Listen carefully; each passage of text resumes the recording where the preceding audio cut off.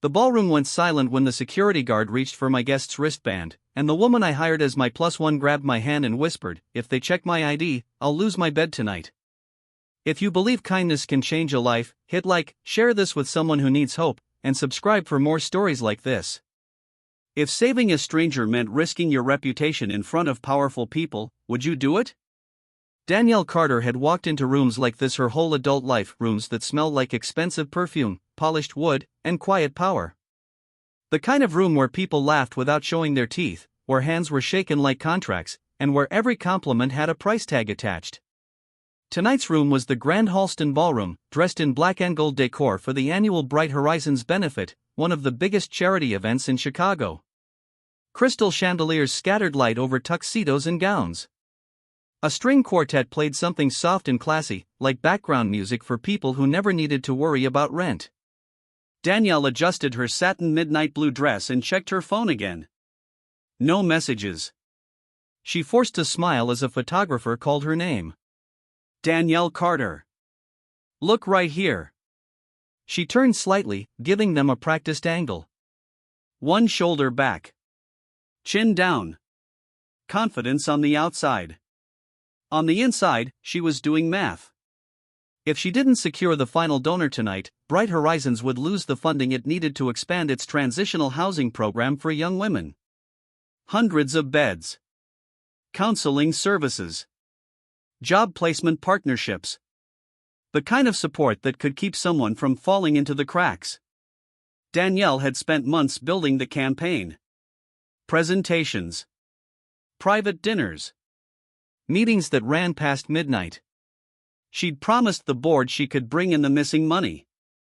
But the biggest donor, a tech executive named Mason Klein, had gone quiet 2 weeks ago. No returned calls. No RSVP. The board chair, Cynthia Whitmore, had said it with a smile that felt like a knife. "Don't worry, Danielle. If you can't close this, we'll find someone who can." Danielle knew exactly what that meant, someone safer. Someone the old money donors already trusted. Someone who didn't look like Danielle. Someone who didn't come from a South Side apartment where her mother worked double shifts and still couldn't keep the lights on all winter. Danielle swallowed that memory and walked deeper into the ballroom. Tonight had to work. She paused near the entrance, scanning faces. She saw Cynthia Whitmore surrounded by a circle of board members, all sparkling jewelry and stiff laughter. Cynthia's eyes flicked over Danielle like she was measuring fabric. Then she smiled, too sweet. "Danielle. You made it." Danielle stepped forward. "Of course. Big night." Cynthia's gaze slid past Danielle's shoulder. "And you brought." Danielle glanced beside her. Imani Brooks stood poised, wearing a simple black dress that looked like it had never touched a wrinkle. Her hair was styled in neat, glossy curls, and her makeup was soft and elegant, nothing loud, nothing flashy. She looked like she belonged. Danielle had hired her that morning. Not because Danielle wanted drama or deception. Not because she needed validation. Because the board made everything about appearance. The invitation had guest required printed on it some ancient rule about paired seating and donor optics. Danielle had asked a friend to come, but her friend's daughter had gotten sick. Another friend had a flight delay. By noon, Danielle was staring at the reality: she'd be the only senior staff member walking in alone.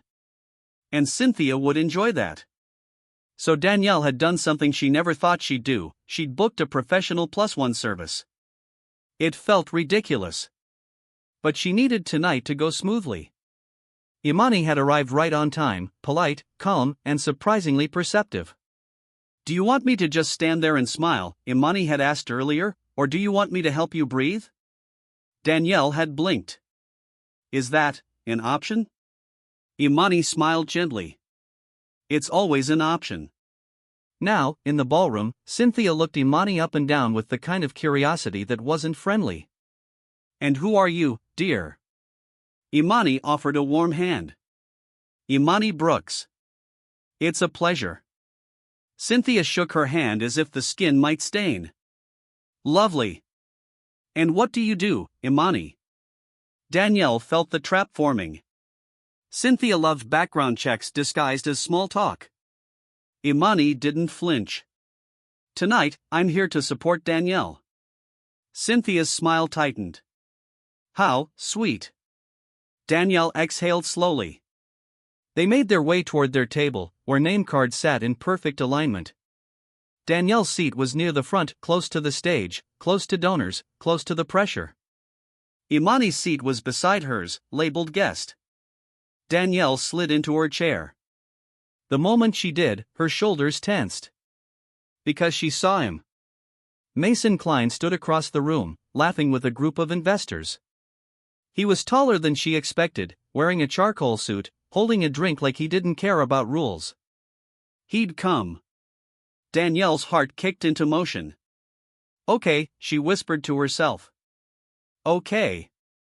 Imani leaned in, quietly. That's him? Danielle glanced at her. How did you? You look like you saw a ghost and a miracle at the same time. Danielle almost laughed. Almost. Across the room, Cynthia noticed Danielle looking and followed her gaze. Cynthia's lips curved. She knew. Of course she knew. Danielle's phone buzzed with a calendar reminder, 8:40 p.m. Approach Mason Klein. She stared at it like it was a countdown. The first part of the evening moved like theater. Guests mingled. Staff floated with trays. People said wonderful cause and so important while checking their watches. Danielle waited for a clean moment to approach Mason. When she finally stood, smoothing her dress, Imani lightly touched her wrist. You don't have to do it like you're asking for permission, Imani whispered. Walk like you already belong. Danielle blinked, absorbing that. Then she straightened her spine and moved. Mason turned when she approached, eyebrows lifting. Danielle Carter, he said, as if he remembered. Bright horizons. Danielle smiled. Mr. Klein. I'm glad you made it. He took a sip of his drink. I almost didn't. Her stomach tightened. Can I ask why? He looked around the ballroom. These events, they're always the same. Everyone wants something. Everyone's selling something. Even the charity. Danielle felt heat rise in her chest. She hated that he wasn't entirely wrong. I'm not here to sell you anything, she said carefully. I'm here to show you what your help could do. He studied her a moment, then glanced behind her at Cynthia, who was watching like a hawk. And you're not the board chair, he said. No, Danielle replied. I'm the one who actually runs the program. Mason's mouth twitched. Bold. Danielle held his gaze. Honest. For a moment, it looked like he might listen. Then Cynthia glided over like a ship docking. Mason. Cynthia exclaimed. So wonderful you could come. Mason's expression cooled. Cynthia touched his arm like they were old friends. Danielle was just telling you about our expansion plan, I'm sure. But let me assure you, Bright Horizons is in excellent hands. Danielle swallowed her irritation. Cynthia's eyes flicked toward Imani, who was now standing a few steps back, politely waiting. And who is this? Cynthia asked, voice sweet. Danielle's assistant? Danielle's jaw tightened. Imani stepped forward calmly. Imani Brooks. Cynthia's smile widened. And do you have your donor wristband, dear? Security has been very strict this year. Danielle felt her stomach drop. Because security had been strict. Wristbands were color-coded. Names checked. Imani's wristband was black guest. Cynthia motioned subtly toward a nearby guard, as if she was doing everyone a favor. Just protocol, Cynthia said, eyes glittering. We've had issues with uninvited guests. Danielle saw the guard step closer. Then she felt Imani's fingers tighten around her hand. Imani leaned in, so close her breath brushed Danielle's ear. And she whispered the words that turned the entire night into something else. Please, Imani breathed, voice trembling beneath control, don't let them check my ID. If they do. I'll lose my bed tonight. Danielle went still. The ballroom noise faded. All she could see was Imani's face, still composed, but her eyes glossy with fear. Danielle's mind raced. Lose her bed? Tonight? A shelter. Imani was staying in a shelter. And if someone checked her ID, why would she lose it? Danielle's heart slammed. The guard was closer now. Cynthia's smile sharpened. Just a quick verification, dear. Imani's chin lifted, trying to keep dignity. But her hand shook in Danielle's. Danielle had a choice. Protect Imani and risk a scene in front of donors, cameras, Cynthia, and Mason Klein. Or step aside, let protocol happen, and pretend she didn't hear that whisper. Danielle thought of her own mother, working nights, swallowing pride, doing whatever it took to keep Danielle safe. She thought of the girls Bright Horizons served, girls who were always one humiliation away from giving up. She thought of Cynthia's smile. And she stood. Actually, Danielle said, voice clear, she's with me. Cynthia's eyebrows lifted. That's what she said. Danielle kept her gaze steady. No. I mean, she's my guest. My responsibility. Cynthia's smile faltered. Then there should be no problem verifying. There is no problem, Danielle interrupted, still polite, still calm, but firmer. We are verified. We are seated. We are fine. Cynthia's eyes narrowed. Danielle, don't be difficult. Danielle took a breath. Then she did something she'd never done in front of Cynthia Whitmore. She raised her voice just enough for nearby donors to hear. Cynthia, Danielle said, I understand you enjoy controlling rooms. But tonight is about supporting young women who need safety and dignity. If we can't offer dignity at the door, we don't deserve donations inside. A hush rippled around them. Cynthia's face stiffened. Excuse me? Danielle turned slightly toward the guard. Thank you. We're okay. The guard hesitated, looking at Cynthia. Then, perhaps sensing the attention, he nodded and stepped back. Imani's shoulders loosened just a fraction. Cynthia's lips pressed together like she was biting glass. We'll discuss this later, she hissed, then walked away. Mason Klein stared at Danielle. For a long moment, he said nothing. Then he lowered his drink and asked quietly, what did she mean? Danielle looked at Imani. Imani hesitated, eyes searching Danielle's face for permission or betrayal. Danielle nodded once, small. Imani swallowed. I'm in transitional housing, she said softly. I have a bed in a shelter program. But the rules are strict. If they think I'm lying about where I am, or if someone reports me for working without approval, they can mark me as non-compliant and give my spot to someone else. Danielle's chest tightened. You said you were a +1. I am, Imani said. I do this sometimes. It's not what people assume. I don't do anything wrong. I just show up. Talk. Smile. Get paid. I need to keep my phone on. I need to keep my bus card loaded. I need to save for an apartment deposit. Mason's eyes shifted, softer now. Danielle's voice came out low. Why didn't you tell me earlier? Imani's expression cracked for the first time. Because people don't hire homeless women for gala appearances. They hire polished ones. And I can be polished. I can be both. Danielle felt something hot behind her eyes. Imani wasn't a scam. She wasn't a threat. She was a young woman carrying a whole life behind a calm face. And Danielle had almost treated her like a temporary accessory. Mason cleared his throat. You know, he said quietly, I came here expecting lies dressed in designer. That was not what I just saw. Danielle looked up. Mason's gaze moved between Danielle and Imani. He nodded once. I'd like to hear about your program now. From you. Not from the board. Danielle's heart kicked again. Yes, she said. Absolutely. They returned to the table, and the evening continued, but everything had shifted. When the host called guests to attention, Danielle noticed Cynthia glaring from across the room. Cynthia didn't like losing control. But Danielle didn't shrink this time. The keynote speaker began describing the mission. A slideshow played with photos of young women in counseling sessions, in job training, in dorm-style rooms with clean beds and warm blankets. Danielle had seen those rooms. She'd walked those hallways. She'd held hands with girls who thought they were unlovable. Beside her, Imani sat perfectly still, eyes locked on the screen like she was watching her own reflection.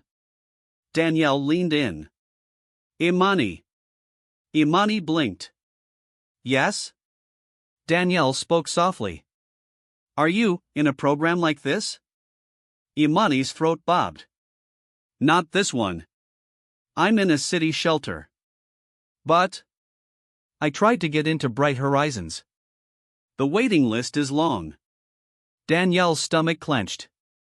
Bright Horizons was full. Over capacity. Danielle had been fighting for expansion for this exact reason. Imani whispered, I applied after my foster placement ended. I aged out. I had a job at a nursing home, but my hours got cut. Then my roommate left. Then rent, yeah. Danielle nodded slowly, the world getting heavier. When dinner was served, Cynthia approached again, this time with 2 other board members trailing behind her like backup. Her voice was silky. Danielle, darling. A word. Danielle stood. Imani started to stand too, but Danielle touched her arm. Stay. Cynthia led Danielle a few feet away from the table but not away from eyes. Cynthia's smile vanished. What do you think you're doing? I'm doing my job, Danielle replied. Cynthia scoffed. No, you're making a scene. You embarrassed security, you embarrassed me, and you. I protected someone, Danielle said, voice calm. At a benefit for protecting people. Cynthia's eyes flashed. Do you even know who she is? You brought a stranger into a room full of donors. Danielle's jaw tightened. Yes. And I'm sure the donors will survive being in the presence of someone who isn't wealthy. Cynthia leaned in, voice low and sharp. You are not the face of this organization, Danielle. You are staff. Danielle's chest tightened, but she didn't look away. Maybe that's the problem. Cynthia straightened, looking around as if to regain an audience. If Mason Klein doesn't donate tonight, I will personally make sure the board reviews your position. Danielle's pulse pounded. Cynthia had said it softly, but the threat was clear. Danielle turned back toward the table, where Mason sat speaking quietly with Imani, actually listening to her like she mattered. Danielle realized something in that moment. Cynthia's power came from fear. And Danielle was done feeding it. She returned to the table, sat, and leaned toward Mason. Mason, she said, voice steady, can I show you something after the program? Not a brochure. Something real. He nodded. Yes. After the speeches, after the auction paddles waved and people clapped for donated vacations and luxury handbags, Danielle guided Mason and Imani through a side corridor that led to a small, private display area. Bright Horizons had set up a simple exhibit, handwritten letters from program participants. Mason stepped closer, reading one. I used to sleep in my car and pretend I was just traveling. Bright Horizons gave me a key and a chance. He read another. I learned how to interview without apologizing for existing. Imani stood beside Danielle, silent. Danielle watched her eyes skim the letters, like each one was proof she wasn't alone. Mason turned to Danielle. How much are you short? Danielle swallowed. 350,000. Mason looked toward the ballroom, where Cynthia laughed too loudly at something. Then he looked back at Danielle and Imani. Write up the agreement, Mason said. I'll fund it. Danielle froze. What? She breathed. Mason's expression was serious. Not because you pitched well. Not because Cynthia charmed me. Because you stood between that guard and this woman when you didn't have to. Danielle's throat tightened. Thank you. Mason held up a hand. One condition. Danielle's stomach fluttered. Okay. He looked at Imani. I want to meet some of the women the program serves. And I want this woman Imani to be part of it, if she wants. Imani's eyes widened. Me? Mason nodded. If you're willing. You shouldn't have to risk your bed for a paycheck. Imani's lips parted, and for the first time all night, her composure wavered fully. I don't know what to say, she whispered. Danielle reached for her hand again, this time not out of strategy, but out of solidarity. You can say yes, Danielle murmured. Or you can say I need a minute. Either is okay. Imani blinked hard. Then she nodded slowly. I need a minute, she said, voice breaking. Danielle smiled through her own tears. Take all the minutes you need. When they returned to the ballroom, Cynthia intercepted them almost immediately. Her eyes went straight to Mason. Mason. I was looking everywhere for you. Mason didn't smile. I made my decision. Cynthia's posture sharpened. Wonderful. We're thrilled. I'll fund the expansion, Mason said plainly. But I'm doing it through Danielle's team directly. And I'm requesting a restructuring of how your board handles guest dignity and security protocols. What happened at the entrance was unacceptable. Cynthia's face went pale. The two board members behind her glanced at each other. Cynthia forced a laugh. There must be some misunderstanding. Mason's tone didn't change. There isn't. He turned slightly, gesturing toward Danielle. This is the person who earned my trust tonight. Cynthia's smile cracked, just barely. Danielle could almost hear Cynthia's thoughts, how dare you? But Danielle didn't flinch. Because for the first time, she wasn't trying to impress Cynthia. She was trying to protect the mission. The night ended in a blur. Danielle stood on the sidewalk outside the ballroom, the cold Chicago air hitting her skin like reality. Imani stood beside her, coat wrapped tight, eyes still dazed. I thought you were going to let them check, Imani admitted quietly. I was ready to run. Danielle shook her head. I almost did. And that scares me. Imani looked at her. Why? Danielle swallowed. Because I've been in these rooms so long I forgot what it feels like to be the one who doesn't belong. Imani's voice was small. I don't belong anywhere. Danielle turned fully toward her. Not true. You belong in every room that tries to pretend you don't. Imani stared at her like she'd never heard someone say that and actually mean it. Danielle reached into her clutch and pulled out a card, her personal one, not the organization's. My number, Danielle said. Not for business. For real. Imani hesitated. Why would you? Danielle answered honestly. Because you reminded me what I'm fighting for. And because I don't want you walking back into the night alone. Imani's eyes shone. I'm used to it. Danielle's voice softened. You shouldn't have to be. Over the next weeks, things changed fast. Cynthia Whitmore tried to control the narrative. She sent emails about security concerns and organizational protocol. She hinted that Danielle's actions were unprofessional. But Mason Klein's donation came with oversight. And oversight came with accountability. A board meeting was held. Policies were reviewed. Guest handling was retrained. And for the first time in Bright Horizons history, the board added 2 new advisory seats reserved for former program participants. Danielle pushed for it. Hard. Imani showed up to the first advisory meeting wearing a blazer that Danielle had bought her, simple, professional, and hers to keep. Imani's hands shook as she spoke, but her voice stayed steady. You can't claim you care about women like me, Imani told the room, and then treat us like we're suspicious by default. Silence filled the conference room. Then one of the older donors cleared her throat and said quietly, You're right. Danielle watched Imani's shoulders lift with something that looked like relief. And then something else. Power. Not the Cynthia kind. The real kind. The kind that comes from truth. Danielle worked with the program director to fast-track Imani's application. A bed opened in Bright Horizons within 2 weeks, thanks to the expansion funds being released early. Imani moved into a small, clean room with a key that was hers. The first night, she texted Danielle a single line. I locked the door and cried for 10 minutes. Good crying. Danielle stared at the text and felt her throat tighten again. She replied, keep crying if you need to. Then sleep. You're safe. Months passed. Imani started a job training internship through Bright Horizons.